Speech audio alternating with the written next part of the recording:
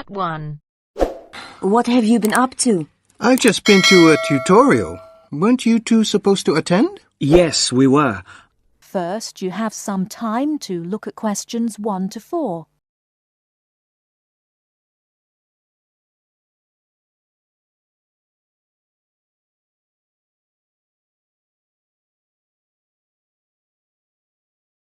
Now we shall begin. You should answer the questions as you listen, because you will not hear the recording a second time. Listen carefully and answer questions 1 to 4. Hi there, Sang-min. What have you been up to? I've just been to a tutorial. Weren't you two supposed to attend? Yes, we were. But I had an essay to finish and Julianne offered to help. Did we miss much? Well, I thought it was quite interesting. It was all about spending habits among undergraduates. It was based on recent research done by a PhD student studying behavioral psychology. Oh, yes. I remember being interviewed by him about what I usually spend my money on. And what did you say? Well, most of my money, probably around 75%, goes on basic living, paying rent, food costs, and, of course, university fees. I'm the same, except my food bill is higher. We are all in the same boat here. Virtually all my money goes on that too, but I also spend a lot of money on textbooks, between 100 and 120 pounds a month, usually more. Realistically, it's closer to 150 pounds. That explains why you get such good marks. Another aspect of the interview was students' use of credit cards, with a particular focus on how students manage these. In my case, not very well.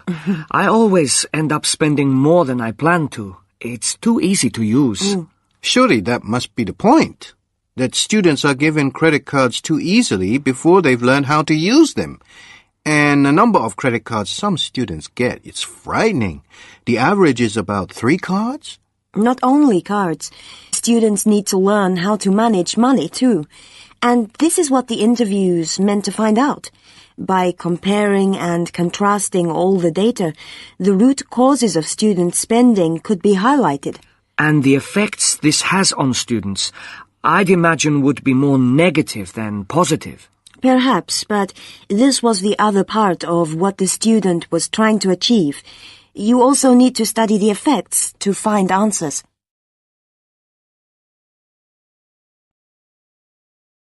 Before you hear the rest of the conversation, you have some time to look at questions 5 to 10.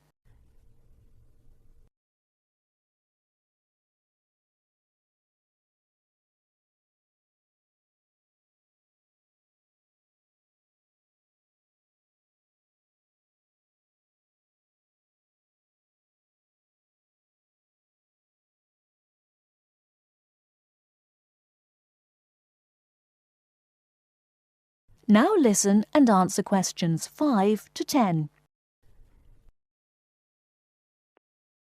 But I think it all goes back to how we were taught to manage money when we were children. That's true. Our behavior now is closely related to the childhood environment and what we learned from that. But how far back should we go? When do children really begin forming an understanding of what money means? I've read that children between 3 and 5 can understand what's right and wrong. That's when they can learn concepts like sharing. At the age of 6, most children can understand the value of money. This suggests that if parents offered practical advice to their children at an early age, it could have a very positive impact on their spending habits in later life.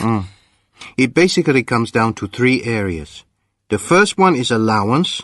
Parents should not try to focus on how much money they give their children, but rather on what they need. Needs are difficult to define, so parents need to resist the urge to give in when their children say, "I want." For me, the only way to teach children the difference between needs and wants is to give them a practical allowance. If my parents had not done that for me when I was younger, I don't think I would be able to handle the money they give me now. True. The second thing I think is important is saving. Can you explain a bit more? Well, basically, parents need to introduce their children to personal finance. If we are expected to deal with money now, then we have to learn when we're younger. I see what you mean.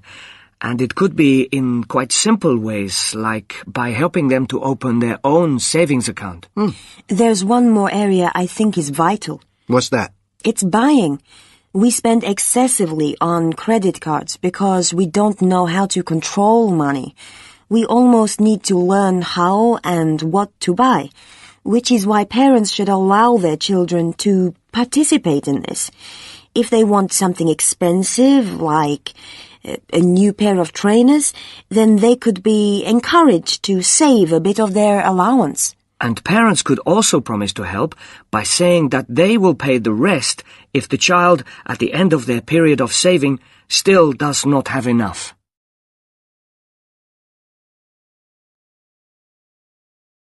That is the end of part 1. You now have half a minute to check your answers.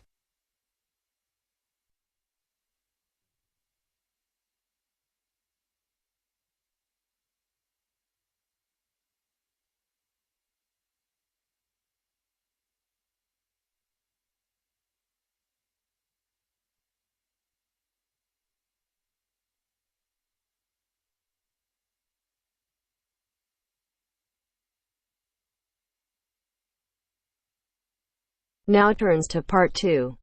Part 2. You will hear a male student talking to a union representative about placing an advertisement to sell a laptop. First, you have some time to look at questions 11 to 15.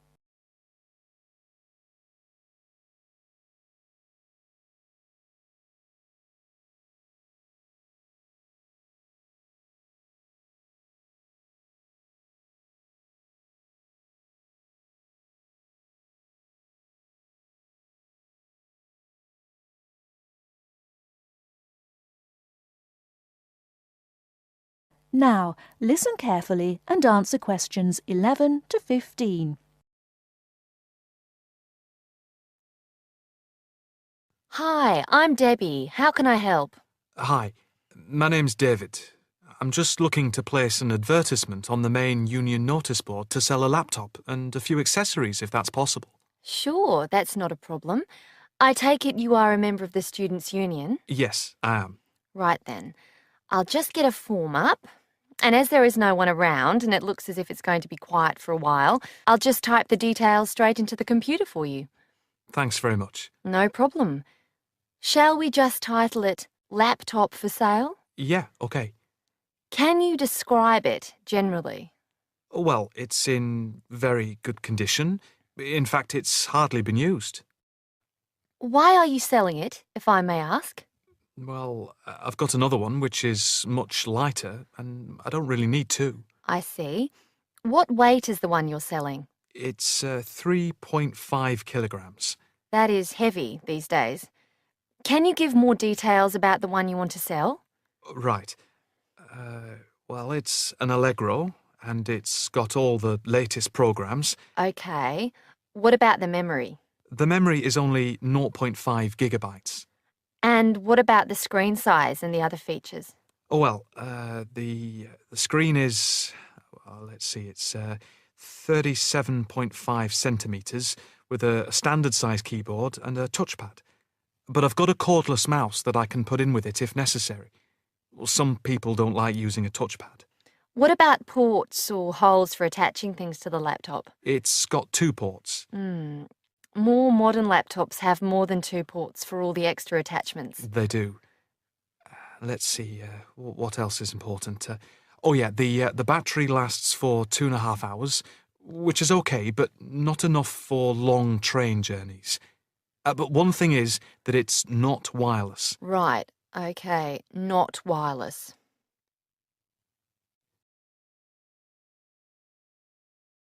Before you hear the rest of the talk, you have some time to look at questions 16 to 20.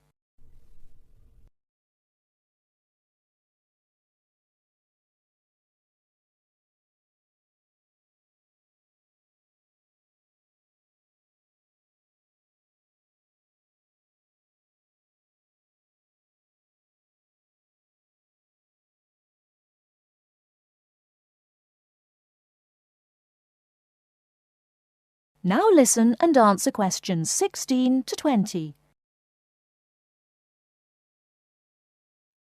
Anything else I can put on the advertisement? There's a webcam built at the top of the screen, and I can throw in a printer, a scanner, and headphones, which I got with it in a special deal. It also comes with its own case for carrying it around. Actually, the case is quite smart. I'm hoping these things will help it sell. They should do. Right, I think I've got all that. How much do you want for it?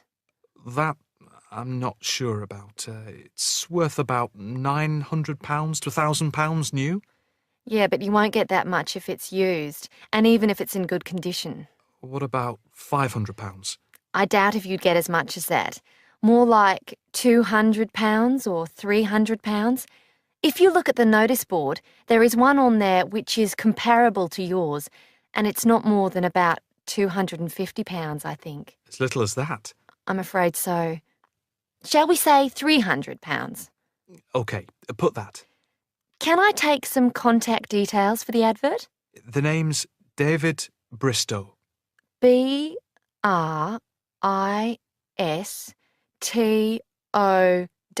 Yes, that's it. And a mobile or email? Both, if you want. It's DIB_7791@hotmail.com. OK, and the mobile? That's 09875 423387. That's it. If you send the picture, I'll add it and print it out and stick it up for you. OK, I can get that to you today. Right, I'll type in here, advert placed the 22nd of October. Fine. And good luck with the sale. Thanks. That is the end of part 2. You now have half a minute to check your answers.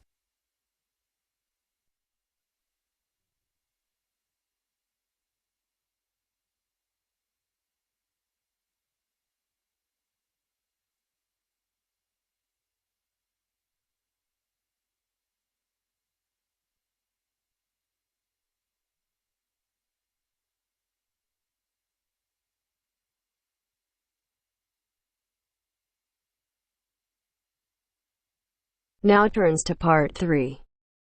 Part 3. And welcome to this morning's lecture on transport. First, you have some time to look at questions 21 to 25.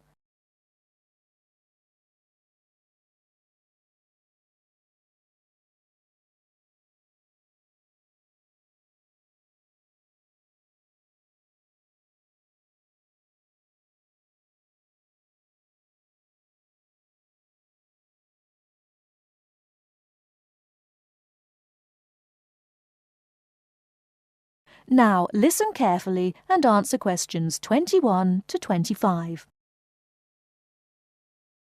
Good morning, and welcome to this morning's lecture on transport. What I'll be doing today is comparing forms of transport in different countries to see how forms of transport are affected by factors such as geographical landscape and economic development. My focus will be on countries in South America, Europe, and Asia. The first country I'd like to look at is Colombia, which is in South America. This is a country where geography plays an important role. Due to the huge amount of mountains and forests in this country, travelling by air is crucial. I don't know if many of you realise this fact, but Colombia was the first country to establish a commercial airline, and in so doing they made aviation history. Today, there are more than 400 airports in Colombia for domestic flights, which highlights the point I made earlier that air travel is a vital means of transport in this country. Colombia also has a road network of about 48,000 kilometres, linking Colombia to Venezuela and Ecuador. Transport by road is important for trade as well as tourism. Apart from this, there is also a railway system, but it is in need of modernisation. The other means of transport is by steamers, with the Magdalena being the main waterway. Now let's turn to Colombia's neighbour, Venezuela. Once again, we see that internal flights are an important means of transport, as like Colombia, Venezuela has remote areas where flying is the easiest means of travelling from A to B. Trains are not popular, and most of the railway lines are in the highlands, as this is where the iron ore mines are. Trains are an efficient means of transporting the iron ore from the mines to the factories. Thus we can see how transport and the economy are interrelated.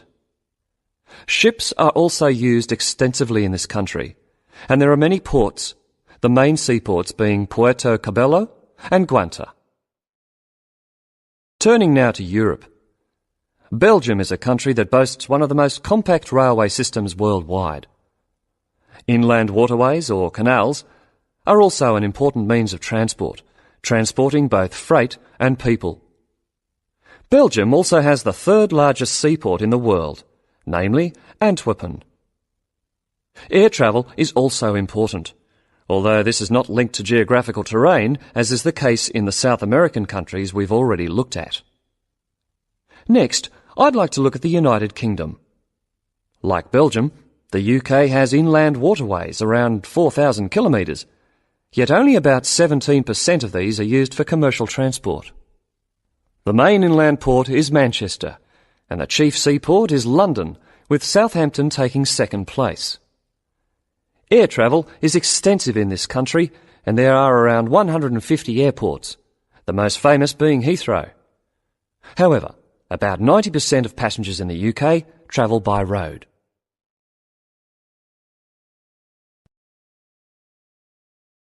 Before you hear the rest of the talk, you have some time to look at questions 26 to 30.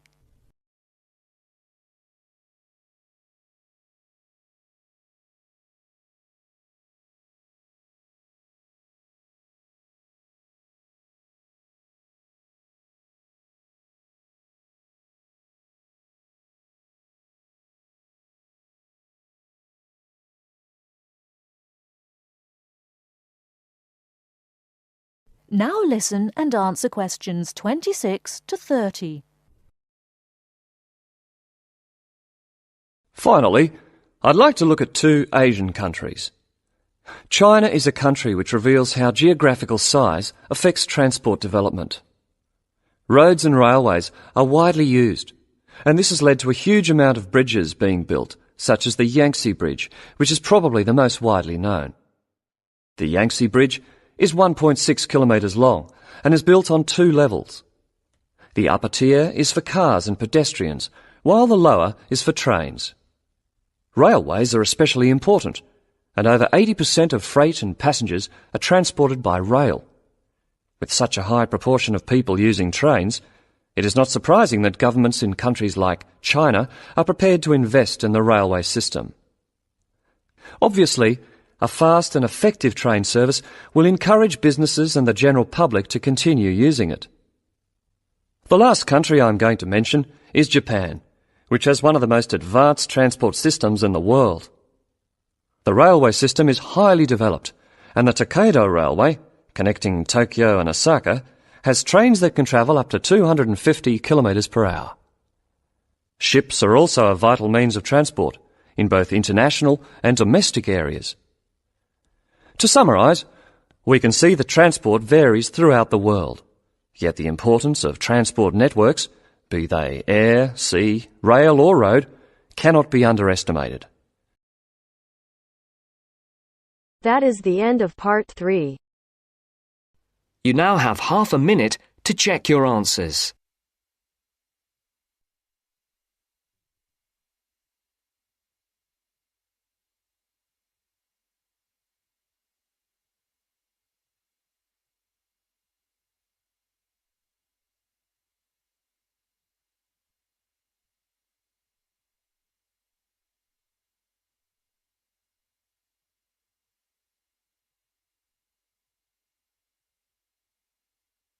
Now turns to part 4.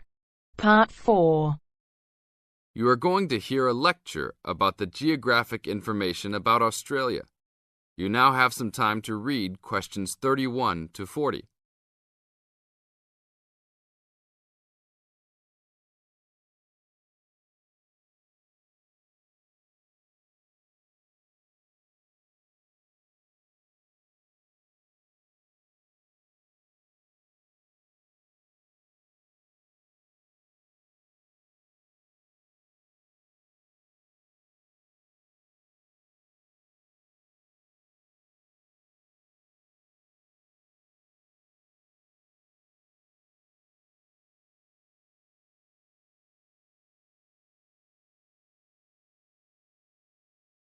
Now listen to the lecture and answer questions 31 to 40 by choosing the best answers from the choices.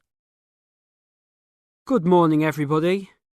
We'll continue to look at Australia, and today look at one of its greatest natural challenges, water for the agricultural sector. As the only nation to occupy an entire continent, Australia has a unique environment, with much of it very flat and dry. One notable feature of the Australian continent is that it is the lowest of the continents. The average elevation is less than 300 metres, compared with the world's mean of 700 metres, and its highest mountain is only 2,228 metres, so it is overall a very flat country. It is also dry. In fact, Australia is the driest, after Antarctica, of the continents. Yet Australia has extremes of climate and topography. There are rainforests and vast plains in the north, snowfields in the southeast, deserts in the centre, and fertile croplands in the east, south, and southwest. And Australia contains some of the wettest areas on Earth. In western Tasmania and on the northern Queensland coast, but half of the continent has an annual rainfall of less than 300 millimetres each year, and only 20% has more than 600 millimetres each year. A major problem is that the limited water resources do not match up with where water is consumed. The major water resources are in northern Australia and Tasmania, whereas most of the agriculture and people are in southeastern mainland Australia. The agricultural sector is the largest consumer of both self-extracted and main-supplied water, using over 70% of total net water consumption. Electricity and gas supply, and water, sewerage and drainage services use notable amounts of self-extracted water. However, net consumption in the household sector is the lowest, just 8% of total net water used.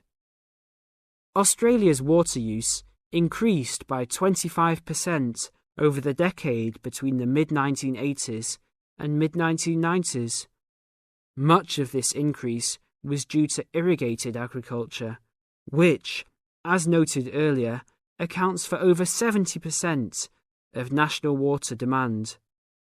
Since the mid-1990s, the growth and profitability of irrigated agriculture has outstripped the dryland agriculture sector. Irrigated commodities contributed almost a third of total farm exports in the mid-1990s. The results of a special government report in 2000 showed that if today's water use arrangements continue, the water needs of the rural industries will outstrip water availability by about 2020. Irrigated agriculture, Australia's major water-using sector, would be seriously affected by the shortfall. And although groundwater underlies large areas of Australia, it accounts for only 4% of water use. So, clearly, apart from water for households, which mainly comes from dams or rivers, it is the rural sector where efforts towards water conservation are particularly directed. In this sector, the largest consumers of water are the meat and wool industries. One of the major problems in considering sustainable agriculture is the large amounts of irrigated water used to produce these products. Some of the crops, such as wheat, maize, and soybeans, also use a lot of water.